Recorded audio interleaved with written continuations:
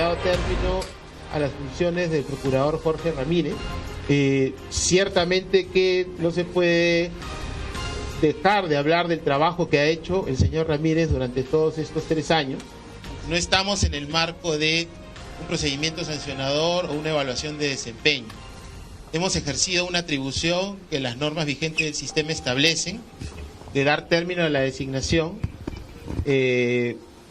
sin que haya un descargo, porque, por ejemplo, si hubiera sido un procedimiento sancionador, sí hay que correr traslado y pedir un descargo por un tema de respeto al debido proceso, pero no es el caso, ¿no? La Procuraduría seguirá trabajando y estará siendo dirigida por la doctora Silvana Carrión. Muy buenas noches, soy Omar Mariluz y esto es ¿Quién tiene la razón? Una nueva víctima de todo el caso Lavallato, de todo el caso Odebrecht, una nueva víctima porque ya esta semana renunció y le aceptaron su renuncia al ex ministro de Energía y Minas, pero esta vez han separado del cargo al procurador, ya ex procurador Jorge Ramírez, el encargado, el que estaba viendo, el que era la parte, digamos, representante del Estado, ¿no? Ha salido y se ha quedado a cargo de este despacho su adjunta, la doctora Silvana Carrión. Pero esto es muy extraño porque evidentemente por la mañana el procurador general dio una conferencia de prensa tratando de explicar la salida de Jorge Ramírez y es muy confuso lo que dice porque en un principio señala que esto no es una sanción para Jorge Ramírez, pero que de alguna manera él habría actuado fuera de su competencia directamente en lo que concierne a la reunión que se gestó con los representantes de Odebrecht en el despacho del ministro de Energía y Minas. Pero acá hay varias cosas, porque parece como que la cuerda se hubiese roto por el lado más débil, porque esta reunión se gestó a principios de enero. Literalmente el 9 de enero, según lo reveló el propio ministro, o ella exministro de Energía y Minas, que detalla esto en una entrevista, en su última entrevista como ministro en el diario Gestión, donde dice claramente que sí, Jorge Ramírez lo llamó porque quería gestionar una reunión con los representantes de Odebrecht,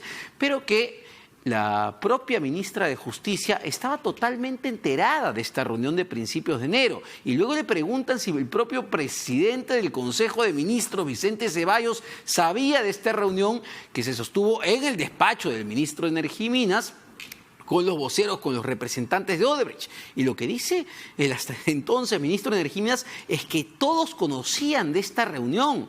Y lo que quería Odebrecht claramente era saber qué va a pasar con su plata, qué va a pasar con su inversión, con el dinero que ellos tenían invertidos en el gasoducto sur peruano. Es decir, claro, podemos criticar el accionar del procurador o ex procurador Jorge Ramírez respecto a el gasoducto y respecto al acuerdo con Odebrecht. Pero acá hay más implicados, y más implicados de alto nivel, porque sería importante conocer qué tiene que decir la ministra de Justicia, que entiendo es la encargada de ver este tema, está dentro de sus competencias. ¿Qué tiene que decir también, por ejemplo, la ministra de Economía?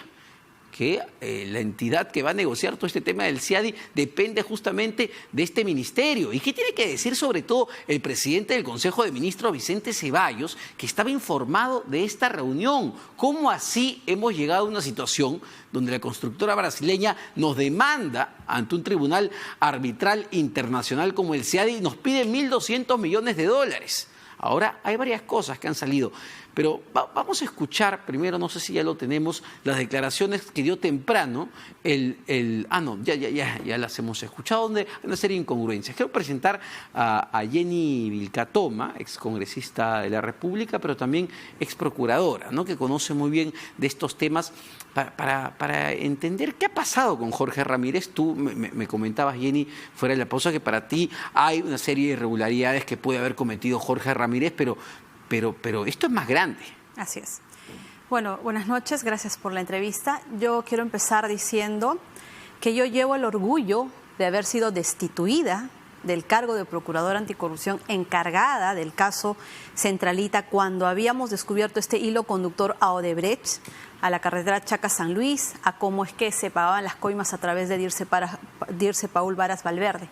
A mí me destituyeron por haber denunciado a Odebrecht, por haber evidenciado todos sus actos de corrupción en relación a la carretera Chaca-San Luis, que obviamente desenmascaró al ministro Figalo, quien defendía a esta empresa corrupta.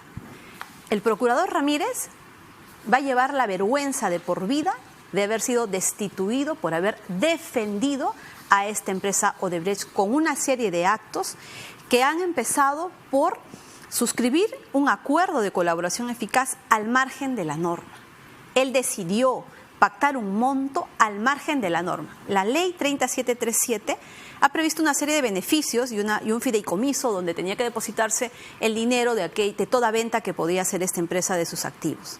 Sin embargo, para este acuerdo de colaboración eficaz, decidieron eximirse de esta ley. Perfecto. Es decir, no se aplicaba la ley 3737. Entonces, ese monto de 610 millones, que según él lo aplicaba por el reglamento y por la fórmula que estaba en el reglamento que aprueba este gobierno, sí, ¿no?, le daba 610 millones. Pero un momento, si ya tú te has eximido de esa ley, ese monto ya no es el que corresponde a esta reparación civil. 610 millones que salieron de su antojo, los consignó porque le dio la gana, porque actuó al margen de la ley.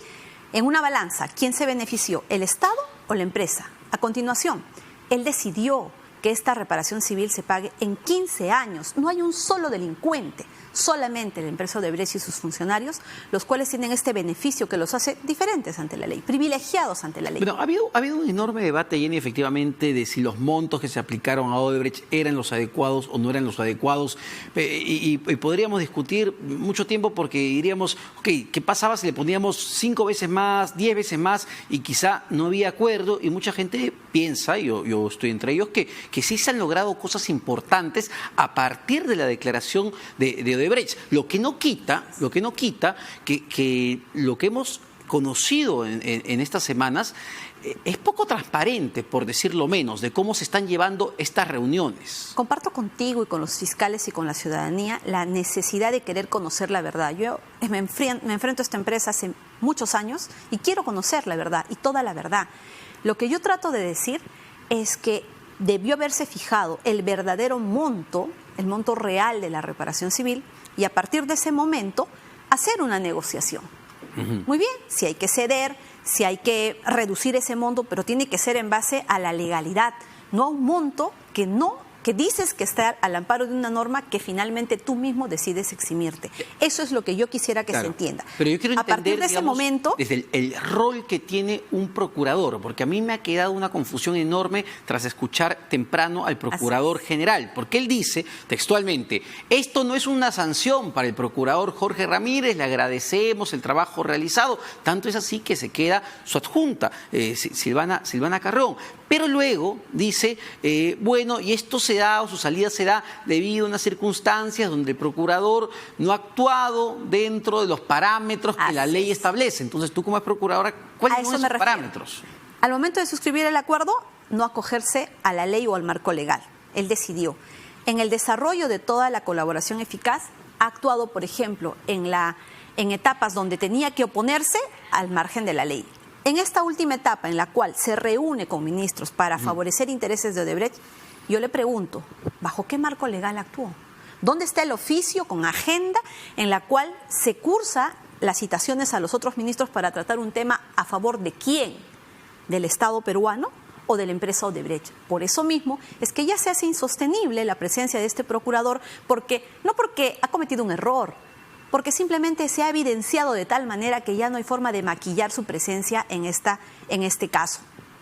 Y voy más allá, aquí no hablamos de errores o de una actuación al margen de la ley. No, él está siendo investigado, Jorge Ramírez está siendo investigado por la Fiscalía Suprema a mérito de una denuncia que yo interpongo y que el procurador Amago Enco también interpone y que hoy están acumuladas. A mí me están notificando todas las acciones en esa investigación. Y yo voy a pedir, a mérito ya de la destitución del procurador, la detención preliminar del procurador Jorge Ramírez, porque este último accionar en el cual se revela más bien la existencia de un pacto colusorio, porque aquí no hay un oficio, un documento, ¿no?, que cite a todos los ministros con una agenda. No, aquí ha habido una conversación bajo la mesa, que lo sabía la ministra también está comprometida. Ese es el punto al que quería llegar, Jenny, porque claro, yo me imagino que para estas reuniones del más alto nivel y que incluso creo que se deben tener, es decir, yo creo que el Estado peruano, los representantes del Ejecutivo, se tienen que sentar con los representantes de Odebrecht y decir,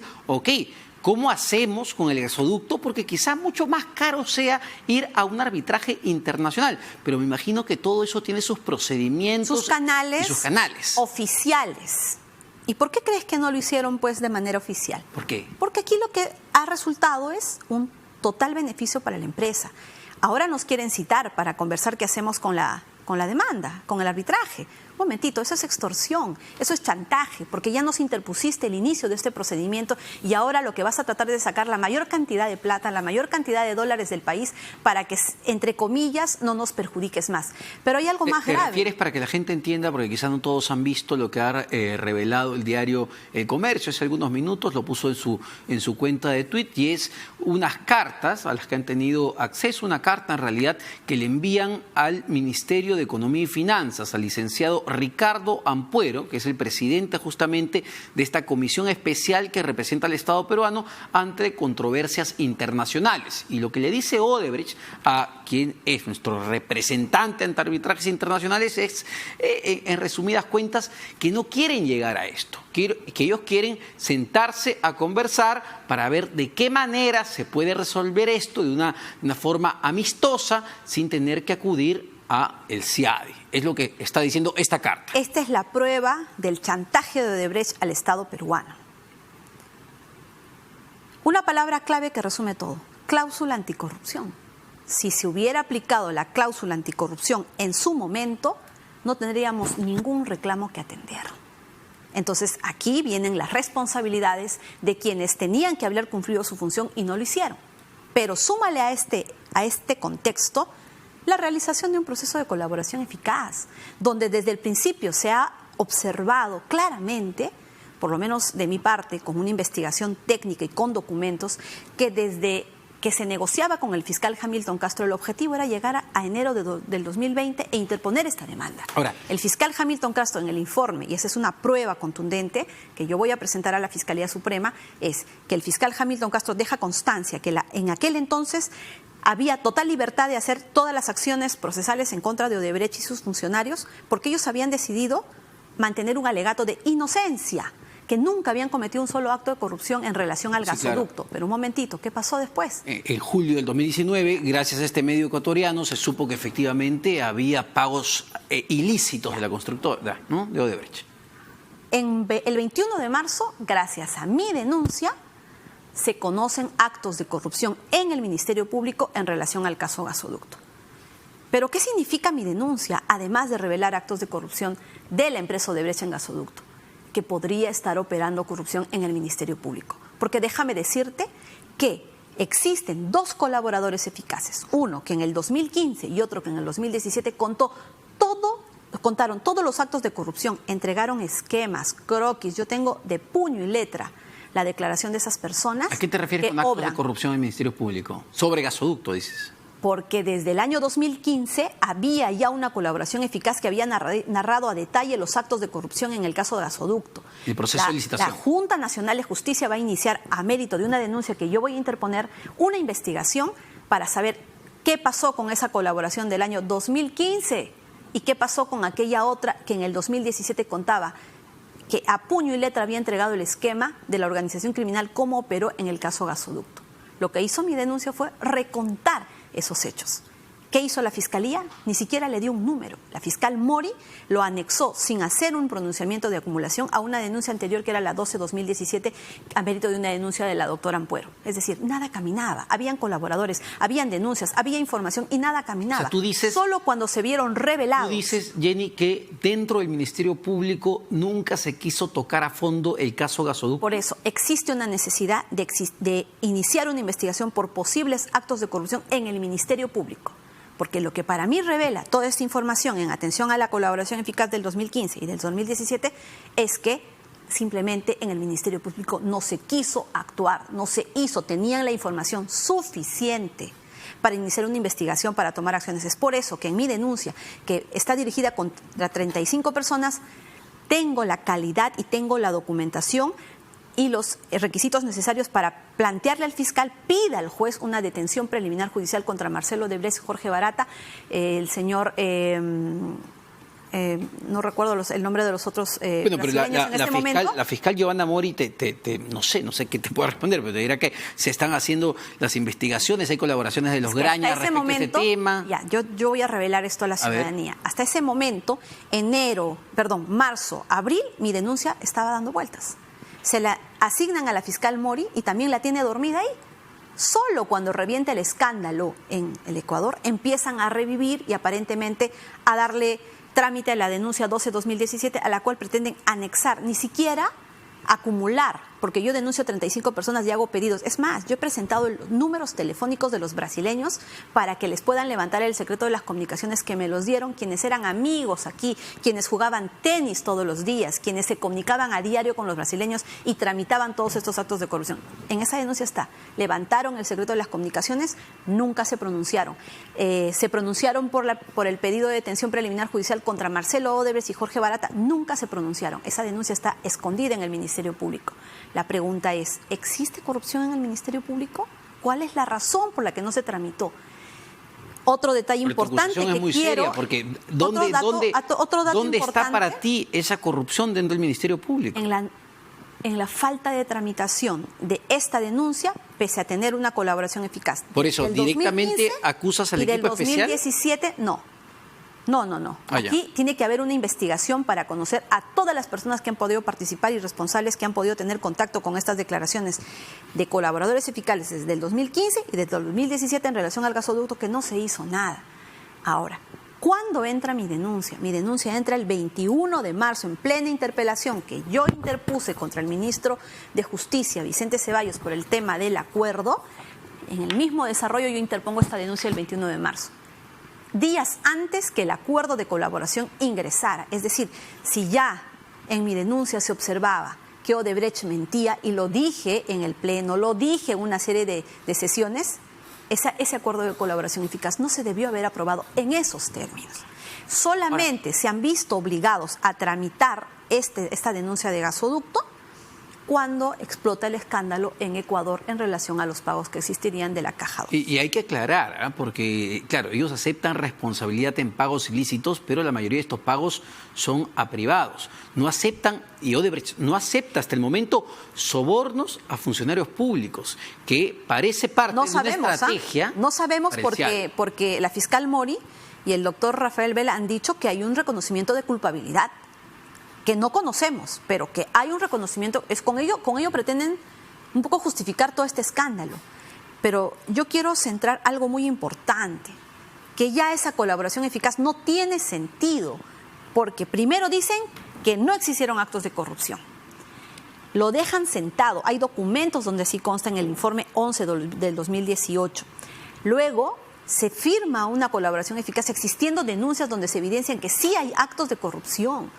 Ese acuerdo de colaboración eficaz, cuando se dijo, la jueza dijo, necesito saber que no exista ninguna otra investigación donde haya corrupción para aprobarte este acuerdo. ¿Acaso se habló del gasoducto? ¿Acaso se habló de mi denuncia? Simplemente se jugó con términos. Dijeron, como no está formalizada la investigación preparatoria y solo está en una etapa preliminar, no estamos hablando de procesos, valiéndose de una división que caracteriza al nuevo sistema procesal acusatorio. Insisto, yo coincido, en el caso específico del gasoducto sur peruano, la obra más cara en la historia del país, hay mucha opacidad. Sin embargo, eso tampoco puede ser motivo para traernos abajo un acuerdo de colaboración eficaz que hasta el día de hoy nos ha permitido conocer la verdad sobre actos de corrupción tremendas en otras megaobras y también sobre cómo operaba o cómo funcionaba el sistema político en relación con las empresas. Eso es valioso también. En ese momento, lo que debía haberse hecho es tener, ¿no?, legalmente lo que existía como actos de corrupción y en base a eso negociar. Porque lo que sucedió es que en base a 4 proyectos han archivado el resto de denuncias. Lo ha dicho la fiscal Mori el otro día en un medio de comunicación. A mí sí. Pero el Estado actual, ¿vamos a perder la colaboración eficaz? De ninguna manera. Lo único que se perdería, o lo único que tienen que perder los brasileños y esta empresa corrupta y sus funcionarios son los beneficios. Es decir, empezando porque no deben nunca más contratar en suelo peruano. Claro, a mí lo que me preocupa realmente es la actitud del Ejecutivo frente a este problema? Porque mencionabas algo muy importante. Hay una cláusula anticorrupción en el contrato del tema del gasoducto sur peruano. Y la pregunta es, ¿por qué, si sabemos de esa cláusula y hay una aceptabilidad de culpabilidad en julio del 2019, hasta el día de hoy el Ejecutivo no ha activado esa cláusula? Va a merecer la apertura de una investigación por parte del Ministerio Público para poder verificar la existencia o no de actos colusorios. Porque si tú ves, hay una especie de omisión y avanza la empresa.